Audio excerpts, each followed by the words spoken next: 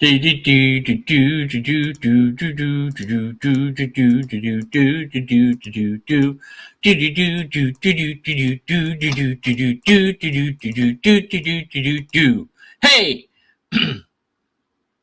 Hi.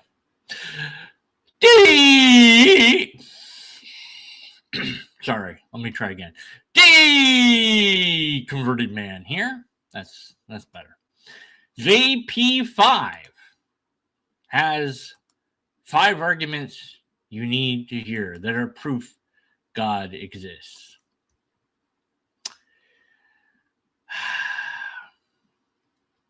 Okay. All right. I mean, hello. Sure, All right. Let's just dive in. Hello, everybody. I'm JP, and today we're going to be dealing with. Hi, JP. I'm Deconverted Man. My friends call me Dan Green, but you call me Deconverted Man. And then I play that music and I put on sunglasses. Whatever. With 5 things that prove there is a God. Now, I know I've probably triggered some of you already because you can't really prove or disprove there is a God. So let's just say 5 things that point to there is a God. So you know that you don't have proof. Why not call your video 5 things that point to God? Instead of saying proof that God exists, say point to God's existence. Because wouldn't that be more honest? As is my modus operandi, I'm going to try to tackle this in about 5 minutes. So here we go. Number 1, the human-animal gap. Now, if you haven't noticed, us Homo sapiens, i.e. humans, are far more intelligent than the next animal, depends how you're quantifying that. There was a study done where some sort of primate, I don't recall what. I'd have to look up the study because I just heard about it offhand, so I don't remember from the top of my head.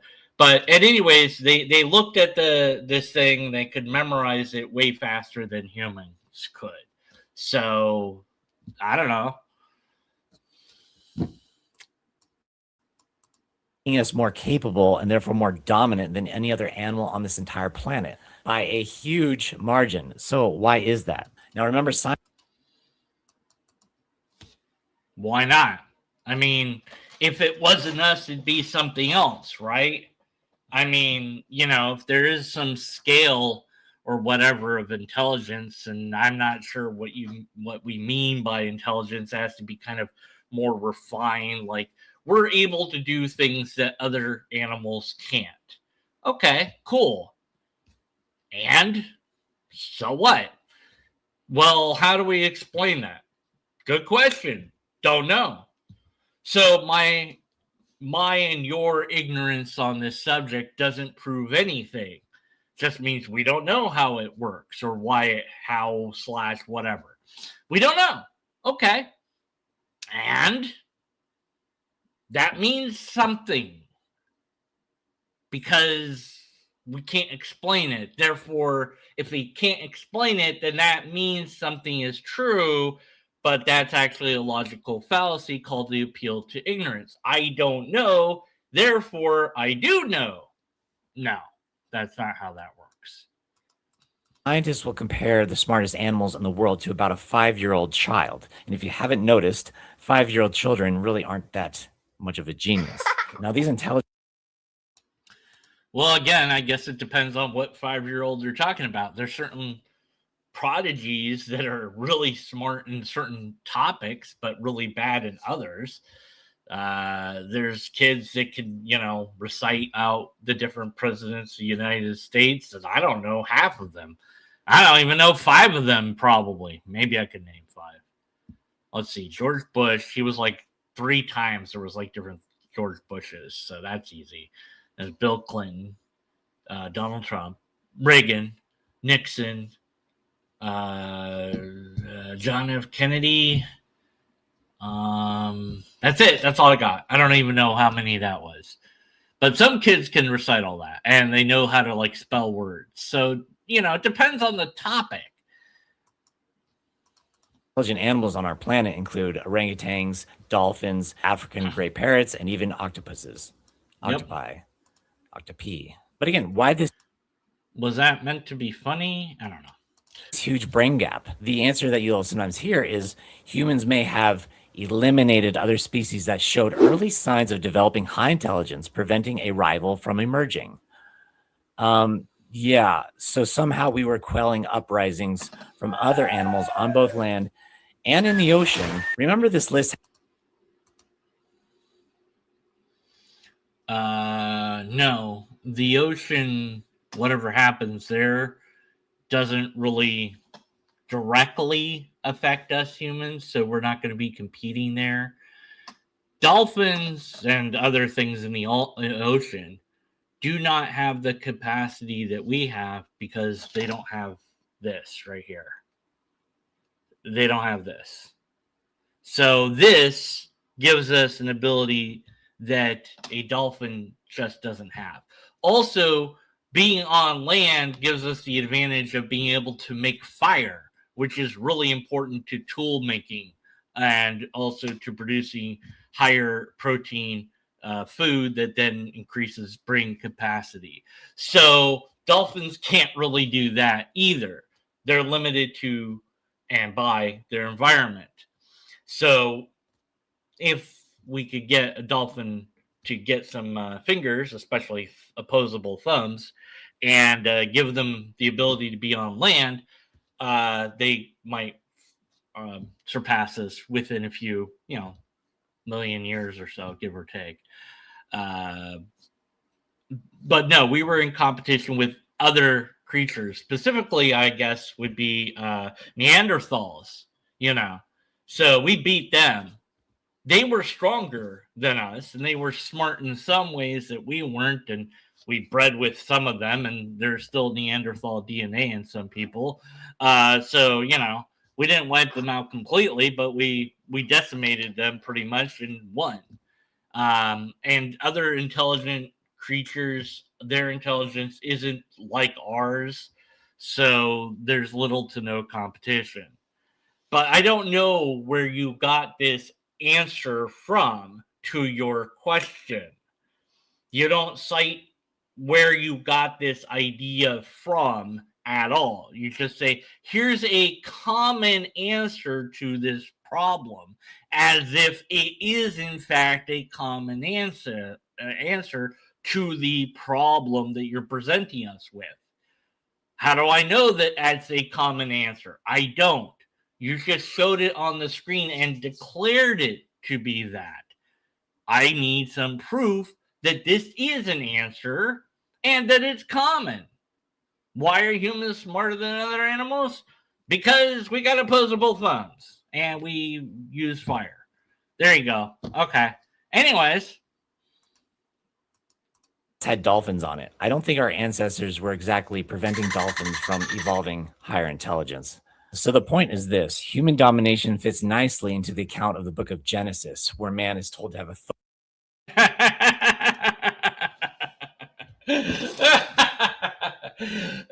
no, it doesn't, because the book of Genesis gets everything wrong in every conceivable way and can't even keep its own story straight. It's a mythology, not science.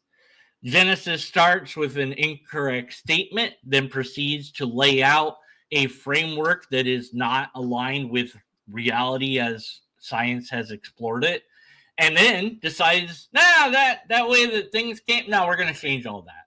So you have people appearing on different days, animals appearing in different days than people did, and whatever. And you have light without stars, because why not? You have the moon called light. It's a reflection. It's not, But you have the Earth being just created on its own, full cloth, by magic, rather than by the forces of gravity, which are what create planets. You have the sun created again magically. when again, no, that's gravity that caused that. We see other stars in the sky. We know that stars form by the method that they form, and it's not magical. So Genesis gets all that wrong, and then it gets wrong that there was two people, Adam and Eve, because no, that's not true. There was never just two humans. That wasn't a thing at all. You would get an insane genetic bottleneck if that was the case, unless their DNA was packed, and that causes different problems. So at no point does Genesis reflect reality even a little bit. So no, it doesn't fit with science at all. Nor does reality fit in it, unless you just, only look at every fifth word or do some real desperate special pleading and magical reading of Genesis to squeeze reality to fit into it. It's a just so story. It is meant to be, some people say it's meant to be poetic. And some people, even some Christians, will say it's not meant to be taken as a science textbook. It's not meant to be taken literally, although it doesn't say that. So I don't know why God didn't bother to clarify. But if we actually care about reality, then we can look at where Genesis came from, when it was written, and who wrote it. Well, we don't know who wrote it, but we kind of know maybe when. And we know of other stories that were around at that time that kind of fit pretty close to what Genesis is saying. So it looks like maybe the author of Genesis borrowed some ideas from these other stories. They ripped them off. Yeah.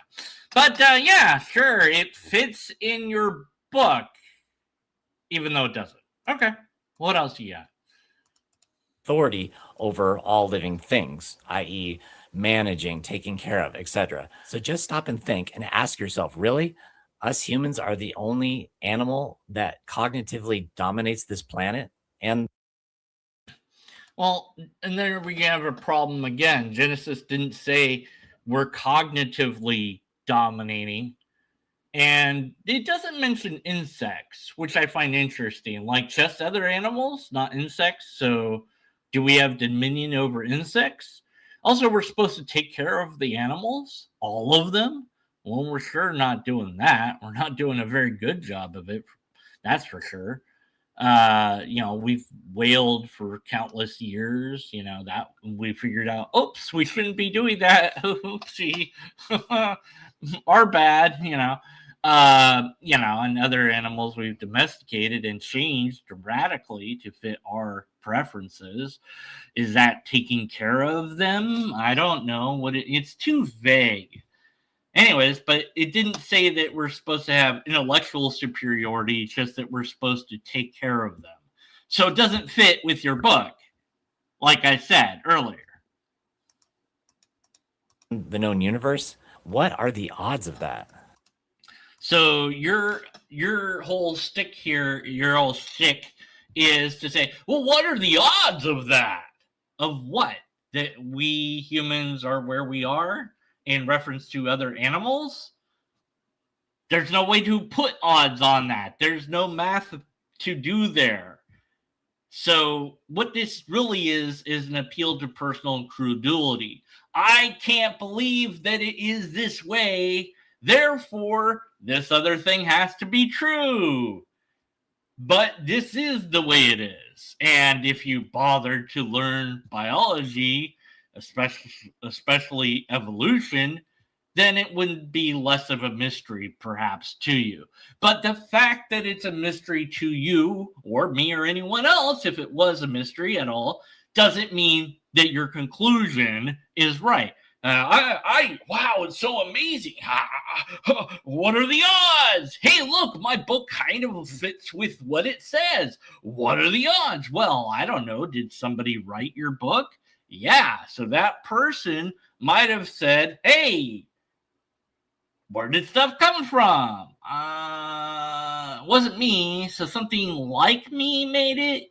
Yeah, there you go. And then they wrote down a superhuman made it. But superhuman was kind of boring, so they expanded the idea outward, and over time that idea became different and changed and then became a sort of person, but not really a person. And then, you got a God, right?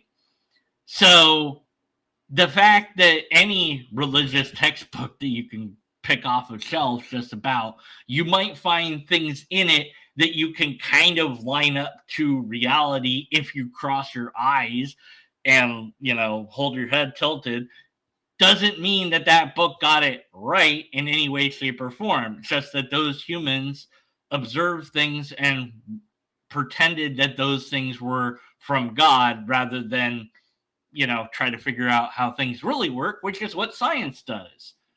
The thing that you don't know anything about, I guess. Well, I don't know. Maybe you know some stuff about science, but I don't think he knows anything about evolution. Number 2, death.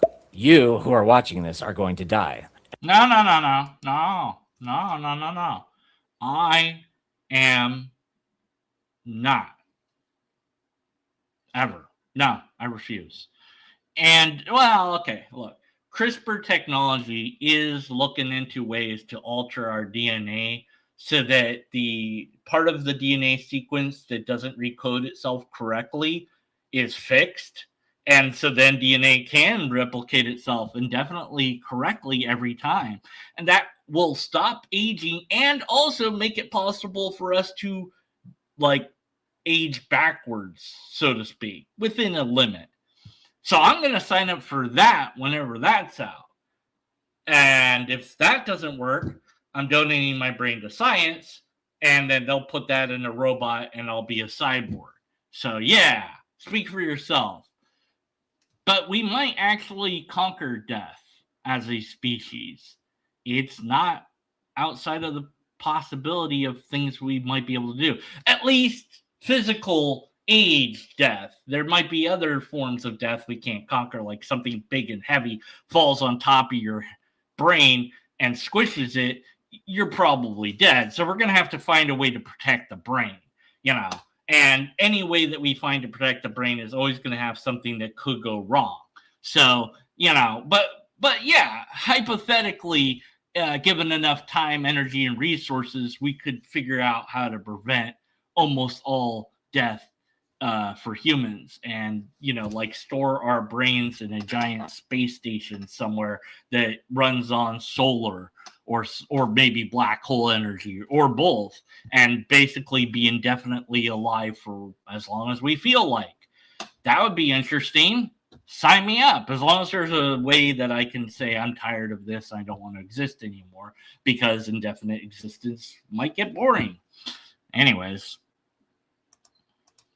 Everyone who has ever lived is now dead. So why is there death? Why do we... Everyone who has ever lived is now dead. Lived? Yeah, I guess that's technically right. I wanted to complain about it, but anyways. We can ask ourselves, why is there death? Why is there death? Entropy. Oh, wait, somebody in the comments wrote entropy, so I can't say that. Because evolution. Well, evolution didn't really know about death and didn't know how to fix it, I guess. Although some creatures do live a long time. In fact, one of my most favorite creatures might be immortal. If only its shell could grow fast enough, it could functionally be immortal. Again, except for things that would crush it or whatever, but as far as longevity goes. But why does it happen? This again sounds like I don't understand this phenomenon, therefore here's my explanation. That's not logical. Does death prove there is a God? Well, no, but it's something to consider. Evolution could... Death prove what? have given us long life, or at least... Evolution could have given us long life. Well, evolution doesn't have a mind or a goal to it. Evolution is about adapting to the environment at best. That's really it. There's no goal other than that. Now, you show the turtle. Turtles have a long, decent life, but humans don't. So really this is an inverted question. Why does God love turtles so much? Wouldn't that make him an evil, vile turtleist? And he should love the lobster, really. The lobster is the one that should live the longest because the lobster is amazing. Oh, sorry. I'll do that later when we're alone. Oh, what was I saying? Right. But anyways, yeah. So why did God let turtles live a long time, but not humans? Hey, remember you mentioned Genesis? In Genesis, people lived to like 900 years old. So I guess God made some people like turtles and then decided, nah, I'm done with that because it doesn't really say why. It just stops happening. But a bunch of people live to stupidly long ages. So that's weird. Anyways. At least a longer life than we have. We basically get old because our body can't keep up with the DNA mutations. The shortening of our telomeres, how do I pronounce that? Look at this. Our bodies don't seem to care. Now, there are scientists who say that death is beneficial because it allows. There are scientists that say, really? Which ones? Where? When? Citations? Oh, right. You don't have any. Allows us to pass on our genes, creating mutations that are beneficial for our environment. But wait, what? Evolution knows it's better in the long run? No, it doesn't. And you don't understand evolution, obviously. In other words, it doesn't want to preserve you right now, but it's thinking of others millions of years from now. No, it's not thinking at all. It's a process, not a entity. Your misunderstanding of this doesn't prove anything other than your ignorance. This evolution sounds strangely like intelligence. It doesn't sound. It's not, though, and if you actually bothered to study evolution at all, you would you'd understand it. So your misunderstanding of it and that you think it sounds like intelligence just again proves your own ignorance and doesn't prove your ideas to be sound. Sound very atheistic to me. Instead, we. Okay, atheistic. Evolution isn't about atheism at all. It's not atheistic. Okay, you get that out of your head right now. No, seriously, knock that out of your brain. Okay, let me get really close to your believer. Come here, closer. Come here. No, get a little bit close. Yeah, get up here. Check it out. I want you to look in my eyes here. Okay, evolution is real. Okay, whatever your doctrine or dogma told you is about evolution is wrong. If there's a God, it used biological evolution. Okay? I know it's hard. I know it's hard to accept that, but that's the truth. And if there isn't a God, evolution is still true. And evolution is not about atheism. It is how all living things are the way they are. Okay? Okay. Pat you on the head. Okay. It's okay. All right. Okay. You go back here now. All right. Okay. Thank you. Shh. It's okay. It's okay. All right.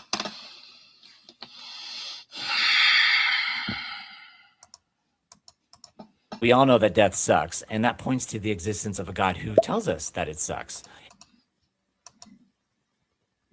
No. You're pointing to the book that you want to prove by saying that the book says things that you think are true. This is called a circular argument. You want to prove that the book is true, the book's God is true, by showing that it said the thing in the book. Other religious books say other things about death because humans know about death. So obviously, we're going to write stuff about death. And then if you want to make up a God, you're going to ascribe reasons why death exists to that God. Every religion has done this. Yours isn't unique. Every human being feels this. We want continuance. We want to go on. So whenever every human being wants this. Well, there's an extraordinary claim that you have no proof of at all. Not all people want to continue existing, and some people actually don't, especially people that experience constant ongoing pain that are, basically kept alive by machines. There's a fight for what's called the right to die. Some states don't allow you to just die on your own terms, or they won't assist you with medical death. So if you want to take yourself out, you could, but then you know that insurance won't pay out. Life insurances won't pay for your death because it was suicide. So people are fighting for the right to die so that they can die peacefully medically by, some sort of drug combination that would be nice rather than whatever method to take themselves out would be, and that they would still guarantee that their relatives, loved ones, whatever, get money from insurance. So those people don't want to continue existing. But yeah, let's just ignore reality again, because that's what you're really good at doing. Whenever you're thinking about death, first stop and ask yourself, why is my material brain even thinking about death?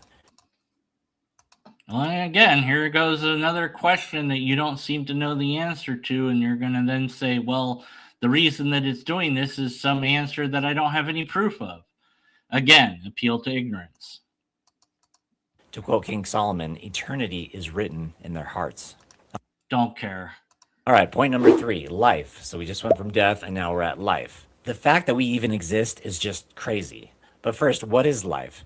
By definition, it's the condition of being a self-sustaining, organized system capable of growth, metabolism, response to stimuli, and reproduction. It's more than that, but we'll go with it. So this is just a fancy way of saying it can live by itself, grow by itself, respond by itself, create food into energy by itself, and make babies. Now, I don't know what you've heard or what you've read, but take this to the bank. We have never, ever created life, nor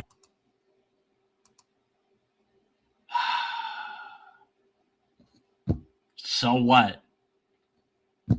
I actually I think that they've come pretty close now in abiogenesis stuff.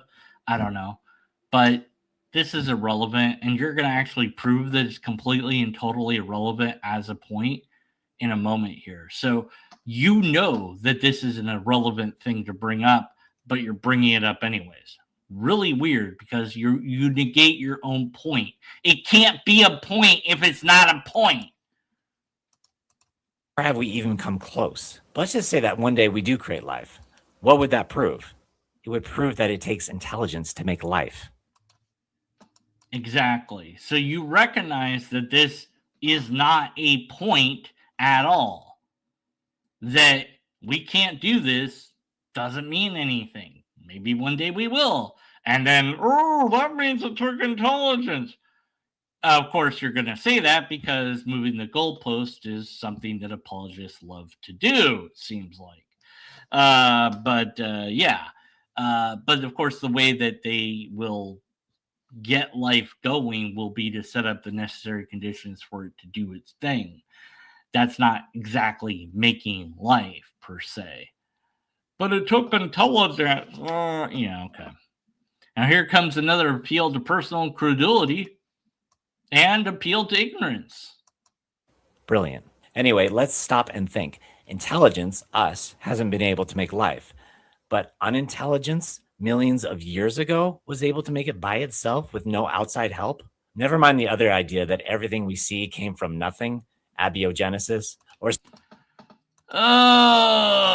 Told you appeal to personal incredulity, ignorance, and in this case, appeal to I don't understand what abiogenesis is because it doesn't say that it came from nowhere. He's a moron. Came from chemicals that existed. That's not nowhere. Okay, just look up abiogenesis. Just do a cursory read of what it is, instead of just saying stuff that makes you look stupid and moronic. I mean, really, it really isn't that hard to find out what it really is. Straw manning is easy. Learning is hard. Why don't you go learn something? Anyways, it and regarding abiogenesis, the chemicals had plenty of things that affected them that made them transition together. But again, you wouldn't understand that if you don't look into it. Some like to say quantum fluctuation, which is energy, came from absolutely nothing. Well, Some like to say who, when, where. But maybe that's true. Okay, and so what? If that's how things are, then that's how things are. Why do you have a problem with that? well, we'll figure it out someday, some people say. Well, we may, but for now, we have no idea where it came from. Right. And there you go. If we don't know where it came from, you're done. That's where you should be. I don't know. And that's it. I don't know. That should be the end of that. You shouldn't then go, well, but because I don't know, that means that aliens did it, that time travelers did it, that leprechauns did it, that goblins, ogres, and dragons working together did it. God. Is there evidence of that? No. So rather than making up an answer that can't be an answer because you made it up, just accept that we don't know. Works for me.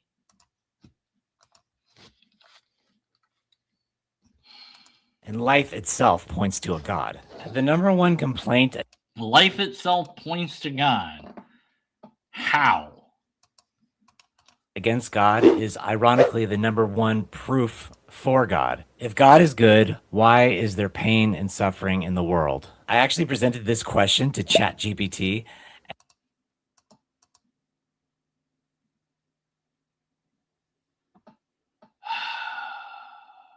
I swear, ChatGPT has been both an amazing thing and the bane of my existence at the same time.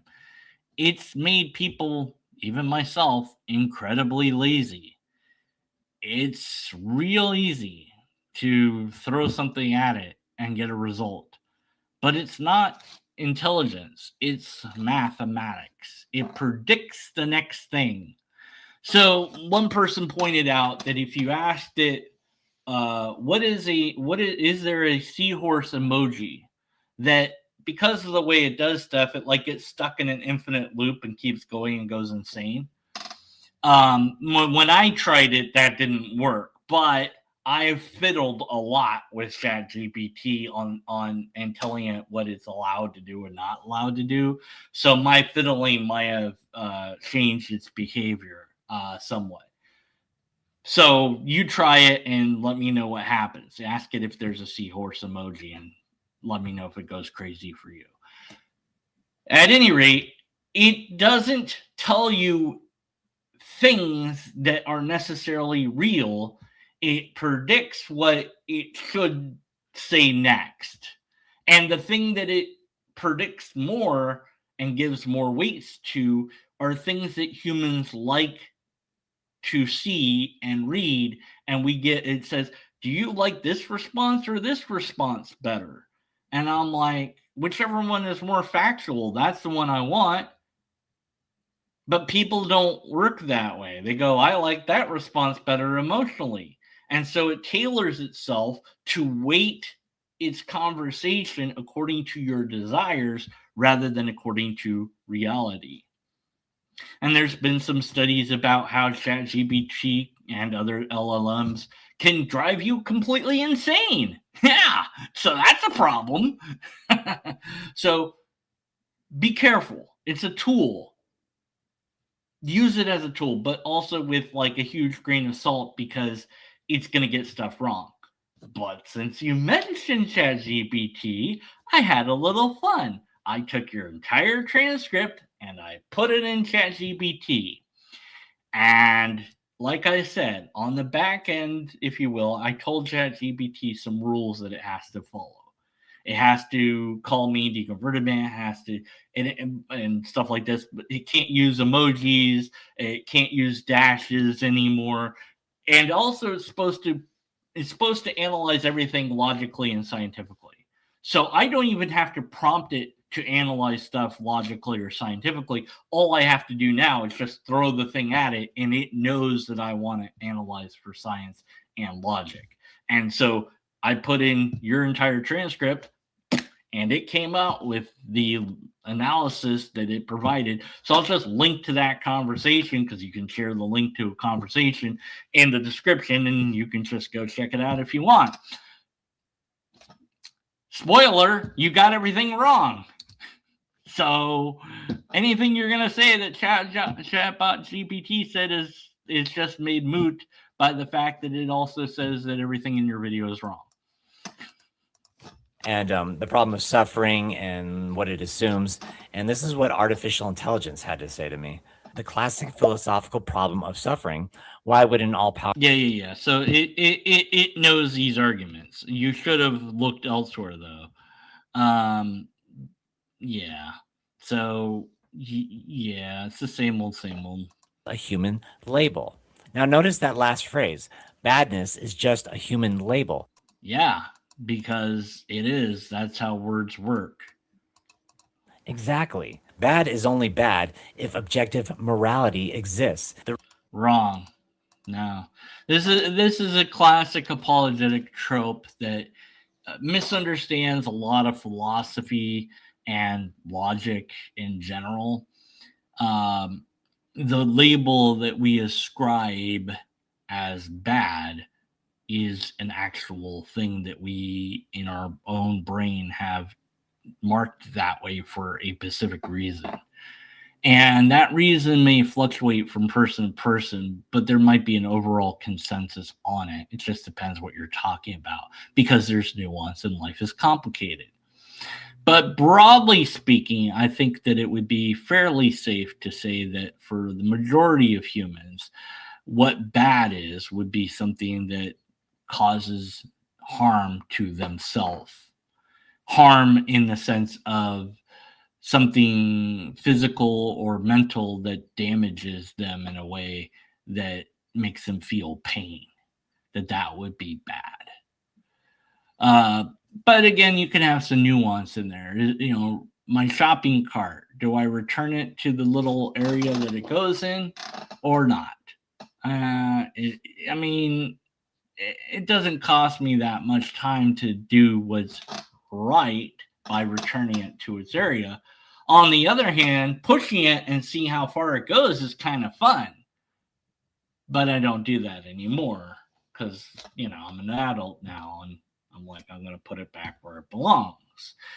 And shopping carts would be all over the place in some parking lots. But over time, that seems to have changed. It seems like people are putting the shopping carts where they belong and not just leaving them anywhere. So that's a good thing. Good in the sense that it makes somebody's life a little bit easier. And also it declogs the parking lot. And nobody really likes having a shopping cart run into their car or themselves. So that's all subjective, but it still means something to us. And that's what makes it matter. Doesn't have to be objective to have meaning. Anyways. The reason we even ask why is there suffering in the world is because we all recognize that the world is messed up. We all intrinsically know it. Yeah, and the fact that there's suffering negates the idea that there's an all-loving, all-powerful being that's in charge of the world, because we beings that care about other beings don't want suffering to be a thing, and we work actively to reduce that suffering. And we do what's in our power and ability to do so, ideally, hopefully. So your deity has all the power and resources that one could ever want, and sit back and does nothing as suffering continues. That's not a loving being, and or it's not an all-powerful being. One of those has to be true, or both have to be true. And so the argument of what's called the argument of evil negates the idea of an all-powerful, all-loving being. I know you don't understand that because you don't understand anything else, apparently, that you're talking about. It wasn't meant to be this way. And then when we open the book of Genesis, we read, yeah. Wow, you again with let's just get Robin's comment back up on there. Yeah, Book of Genesis, LOL. Ridiculous. It wasn't meant to be this way. No, it totally was meant to be that way if you actually read the book. God wanted it to happen. I mean, how could it be otherwise? God knows exactly what will happen, according to many theists. So, this is the plan and was the plan from the start. God deliberately allowed for a tempter to be in the garden. God put the test up for the people to fail. God did not tell them right from wrong, so they didn't know that it would be wrong to disobey God. They were ignorant, and that's how God wanted to keep them, because if they became knowledgeable of good and evil, they would be like us, because there's more than one God in Genesis, even though, of course, later translations erased that, but whatever. Anyways, yeah. So, no, God wanted it that way. But the good news is that never happened because it's just a story. So, God didn't have anything to do with it because, well, God didn't anything. God's just an idea that we came up with. At least that's my conclusion. I haven't had anything here that negates that conclusion yet, but maybe the next thing he says. Split history in two, BC and AD. But unlike... Really, you're going with that stupid argument? Really? You're going to mention the whole... oh God, whatever. Like other great men, he never wrote a book. He never traveled more than a couple hundred miles from his hometown. He never owned a home. He never led an army. And he worked with wood and stone for the first 30 years of his life. Wait, how do you know that? Does it say that in the Bible? I must have missed that part. Pretty sure we just skip over what Jesus does for the first 30 years of his life. I know the Catholics have parts of that story of what Jesus did as a kid, but we don't know anything about teenage Jesus or what he did, so I don't know where you're getting that from. But yeah, Muhammad couldn't read or write, and yet was able to somehow tell people what the Quran said. And I don't care. Doesn't matter. Your religion got popular because, well, for a lot of reasons, but mainly because it was made the state religion. And then it got widespread because people used it to promote their conquest. They justified their conquest by saying that it was part of missionary work, you know. So, big deal. That doesn't make it real or true. After that, he spoke publicly for just 3 years. He often went alone to be by himself. Yeah, and how is that stuff written? Like, he went to be by himself. So anything he did there, that's not anything that we would have access to unless he told the disciples or whoever to write it down. But there's no mention that, hey, and then Jesus came up to me and said, hey, I was alone by myself and here's what happened. It's just not in there. So how do they find out what he did by himself? Unless somebody's just making up stuff.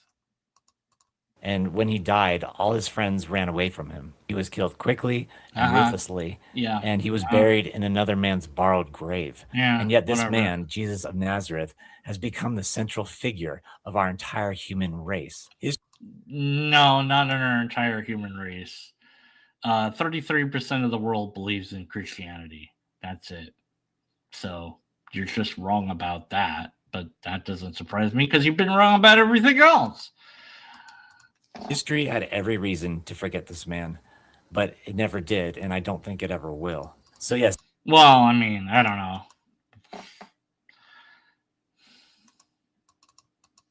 Even this point by itself proves or points to or reveals that there's something truly greater out there beyond ourselves? No, not even a little. All that your meanderings have proven to me is you don't understand science. Uh, you don't know informal logic because there was no even hint of any argument presented here in a syllogistic format or an essay format that would convince me that you understand informal logic. It just seems like a bunch of, hey, what about this? What about this? Seeing if it sticks. It might convince somebody or make somebody that's already a believer feel a little bit better about what they believe. But for us skeptics, you're going to need to do a whole hell of a lot better. Cite your sources, make a decent argument, understand science. These are things that you're going to have to take time and energy to learn. Learn informal logic. Learn about abiogenesis. Learn about you're going to want to learn about biological evolution first because abiogenesis is more complicated. Learn about these things, then learn about the history of your own religion so you don't say silly things about that. Then, after learning all that, come back, make a new video with decent sound arguments backed up by empirical evidence or repeatable tests or some sort of actual evidence, not things that you think point to God, but things that actually could demonstrate that. And if you're unable or unwilling to do that, then because of your invalid argumentation here, we have to be skeptical of your conclusions. And until next time, everybody, be skeptical. And if you're not skeptical, well, become skeptical and then stay skeptical and keep doing that even after next time. Apex Mind asks, how have I been? Pretty good. Thanks for asking. And now we're done.